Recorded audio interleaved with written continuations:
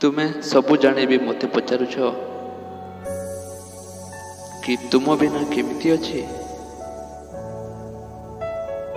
ଯେମିତି ପାଣି ବିନା ମାଛ ରହିଥାଏ, ଠିକ୍ ସେମିତି ଅଛି। ତୁମେ କ'ଣ ଭାବୁଛ ଆଜି ତୁମେ ଆଉ କାହାର ସାଥୀ ହୋଇଗଲ ବୋଲି ମୁଁ ତୁମକୁ ଭୁଲି ଯାଇଛି? ତୁମେ ଜାଣିଛ ପ୍ରକୃତ ଭଲ ପାଇବାର କେବେ ମିଳନ ହୁଏନି,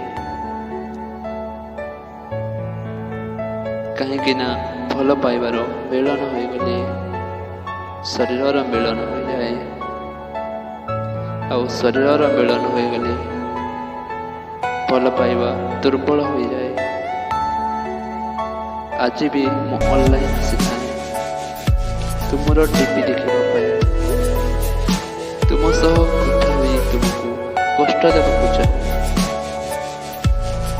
ତୁମେ ନ କହିଲେ ବି ମୁଁ ଜାଣିଛି ଯେ ତୁମେ ମୋ ଠାରୁ ଦୂରରେ ରହିବାକୁ ଚାହଁ। ସେଥିପାଇଁ ମୁଁ ତୁମଠାରୁ ଦୂରେଇ ଗଲି, ତୁମେ ଖୁସିରେ ରୁହ ବୋଲି। ସେଇ ଭଲ ପାଇବାର କ'ଣ ଲାଭ ଯାହା ତାର ପ୍ରେମିକାର ଦୁଃଖର କାରଣ ହେବ?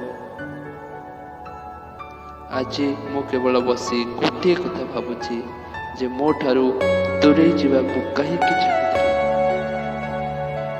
କ'ଣ ସତରେ ତୁମେ ମୋତେ ଭଲ ପାଉନଥିଲ?